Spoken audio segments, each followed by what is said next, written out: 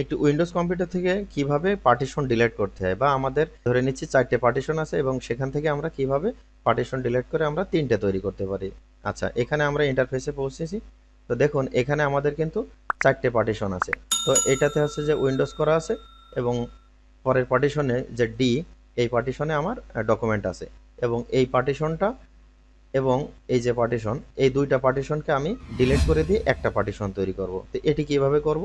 এটি করার জন্য আমাদেরকে যেতে হবে দিস পিসি বা মাই কম্পিউটারে।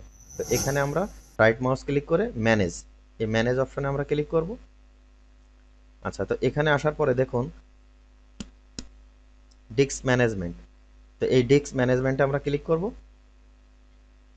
আচ্ছা, তো এখানে আমাদের কোন দুইটা ডিলিট করতে হবে, এখানে কিন্তু খুব সাবধান, যে আন্দাজে কিন্তু ডিলিট করলে কিন্তু আপনার ডকুমেন্টগুলো হারিয়ে যেতে পারে।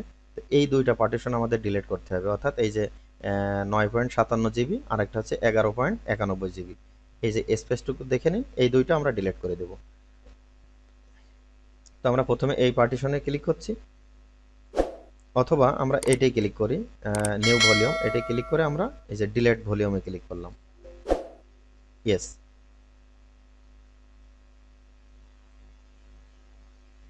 আচ্ছা, এবার আমরা ডিলিট পার্টিশনে ক্লিক করব। দেখুন এটি কিন্তু এখন আনঅ্যালোকেটেড হয়ে গেছে। এবার আমরা এটিতে ক্লিক করছি, এখানে আমরা এসে এই যে ডিলিট ভলিউমে ক্লিক করলাম। ইয়েস। আচ্ছা, এখন দেখুন আমাদের কিন্তু এখানে এই যে 21.49 জিবি যে পার্টিশনটা, একটা পার্টিশন ক্রিয়েট হয়ে আছে কিন্তু আনঅ্যালোকেটেড, অর্থাৎ আমরা যদি এই অবস্থায় মাই কম্পিউটারে যাই, দেখুন এখানে কিন্তু ওটি শো করছে না। এখানে কিন্তু আমাদের 4টে ছিল, এখন কিন্তু 2টা আছে, অর্থাৎ ওইটাকে শো করার জন্য আমাদেরকে আরেকটু কাজ করতে হবে। এখানে এসে রাইট মাউস ক্লিক করতে হবে, ক্লিক করার পরে আমরা যে নিউ সিম্পল ভলিউম, এখানে ক্লিক করলাম। Next, next, next, next, finish. এই যে দেখুন ফরম্যাটিং হচ্ছে। হ্যাঁ, এই যে আমরা একটা সিগন্যাল পেয়েছি যে নিউ ভলিউম ক্রিয়েট হয়ে গেছে এবং এখানে কিন্তু অলরেডি আমরা দেখতে পাচ্ছি। এই যে, তো আমরা এখানে কেটে দিচ্ছি।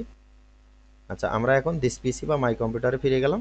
এই যে দেখুন আমাদের কিন্তু 3 নাম্বার যে পার্টিশন আমরা তৈরি করতে চেয়েছিলাম, আমরা কিন্তু এখন তৈরি করতে পেরেছি এবং এখানে 21.4 জিবি, অর্থাৎ আমরা নতুন একটা পার্টিশন ক্রিয়েট করে ফেলেছি।